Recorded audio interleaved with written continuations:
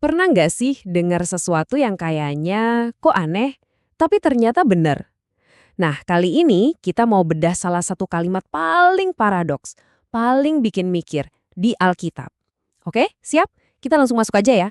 Nah, ini dia ayatnya. Berbahagialah orang yang berduka cita karena mereka akan dihibur. Kalau kita baca sekilas, aneh banget kan? Gimana ceritanya berduka cita, sesuatu yang kita semua coba hindari, malah dibilang berbahagia? Ini nih teka-teki yang mau kita bongkar bareng-bareng. Iya, bener banget. Sebuah berkat dari kesedihan. Pertanyaannya kan jadi gitu. Ini kan kebalik banget sama semua yang kita tahu soal bahagia. Jangan-jangan ada sesuatu yang kita salah tangkep nih. Yuk, kita cari tahu bareng. Oke, jadi kunci pertama buat mecahin misteri ini tuh kita harus sadar kalau nggak semua duka cita itu sama. Ternyata Alkitab itu membedakan dua jenis kesedihan. Dan bedanya jauh banget. Nah, ini penting banget buat kita lurusin dari awal ya. Ayat ini tuh bukan berarti kita disuruh senang kalau lagi menderita. Bukan sedih karena ya kehilangan pekerjaan, putus cinta, atau ngelihat dunia lagi kacau balau. Bukan itu. Maknanya jauh lebih dalam dari sekedar itu. Nah, di sini nih perbedaannya kelihatan jelas banget. Ada yang namanya duka cita duniawi, ini yang muncul karena masalah-masalah pribadi kita ya kan? Dan ini digambarin sebagai sesuatu yang ya jelek, nggak ada nilainya. Tapi, di sisi lain ada duka cita menurut Allah. Nah ini beda. Ini muncul karena kita ngelihat dosa, ngelihat kondisi dunia, tapi dari kacamata Tuhan. Dan anehnya, duka cita yang ini justru dibilang indah, berharga, bahkan mulia. Jadi kuncinya itu dari mana datangnya kesedihan itu. Oke, kalau gitu duka cita yang diberkati ini kan spesial banget ya. Pertanyaannya, datangnya dari mana?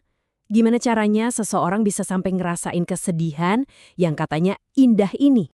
Nah, pertanyaan itu ngebawa kita ke intinya, ke proses spiritualnya. Jadi ini tuh bukan sesuatu yang jepret langsung terjadi gitu aja, bukan. Ini tuh hasil dari sebuah perjalanan batin yang wah dalam banget. Perjalanannya kira-kira gini nih. Pertama, kita jadi miskin di dalam roh. Maksudnya apa? Kita mengosongkan diri kita, siap buat diisi sama kerajaan surga.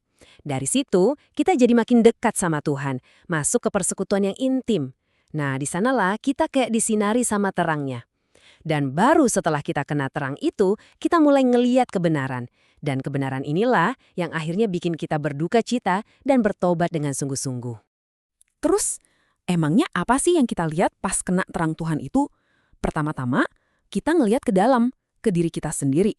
Dan di situ kita baru benar-benar sadar soal sifat dosa kita, soal semangat pemberontakan kita, soal gimana kita sering banget ngelawan Tuhan.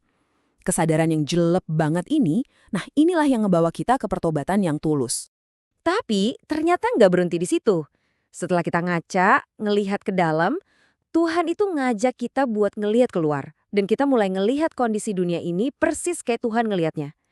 Kita jadi sadar gimana seluruh atmosfer dunia ini tuh negatif banget sama rencana-rencana Tuhan. Gimana setan, dosa, ego, itu semua mendominasi bumi ini. Kutipan ini, seluruh suasana dunia itu negatif terhadap ekonomi Allah, benar-benar ngerangkum semuanya. Maksudnya ekonomi Allah di sini itu ya, seluruh rencana dan tujuan Tuhan. Jadi pas kita benar-benar dekat sama Tuhan, kita tuh mulai ikut kerasain sakit hatinya ngeliat dunia ini. Kita jadi berduka bukan karena dunia ini nyusahin kita, tapi karena dunia ini jalannya berlawanan arah sama maunya Tuhan. Nah, sekarang kita masuk ke bagian kedua dari ayat itu, bagian yang indah banget. Janji penghiburan. Karena setelah kita ngelewatin duka cita yang benar itu, ternyata ada jaminan yang luar biasa yang nungguin kita. Dan penghiburan di sini tuh bukan cuma sekedar sabar ya, atau pelukan biar tenang, bukan. Ini tuh lebih kayak kekuatan aktif dari kerajaan surga yang datang. Ini adalah kepastian, sebuah garansi, kalau pemerintahan Tuhan pada akhirnya akan menang lawan semua hal negatif yang kita lihat dan kita rasain. Dan yang kerennya lagi, penghiburan ini ada dua dimensi. Ada yang bisa kita rasain sekarang, saat ini juga, waktu kita bawa semua duka cita kita ke Tuhan dalam doa. Tapi, ada juga janji penghiburan yang total, yang sempurna, yang akan datang nanti di masa depan. Ayat dari kitab Wahyu ini, wah, ini ngasih gambaran puncaknya. Coba deh bayangin, Sebuah kenyataan di mana nggak ada lagi alasan buat sedih, di mana setiap tetes air mata itu dihapus langsung sama Tuhan, itulah penghiburan paling puncak, paling ultimate yang dijanjikan buat mereka yang berani berduka cita sesuai dengan kehendaknya. Tapi ceritanya nggak berhenti sampai di situ. Nggak berhenti pas kita cuma duduk manis dan dihibur. Justru sebaliknya, proses ini tuh melahirkan sesuatu yang baru, sesuatu yang aktif. Ini nih pertanyaan yang mengubah segalanya. Setelah dihibur, terus apa? Apa kita cuma nikmatin penghiburan itu buat diri sendiri aja? Atau pengalaman itu justru jadi bahan bakar buat kita melakukan sesuatu? Jawabannya jelas banget. Penghiburan yang sejati dari Tuhan itu nggak bikin kita jadi pasif dan diam aja. Malah sebaliknya, penghiburan itu justru nyalain api di dalam diri kita.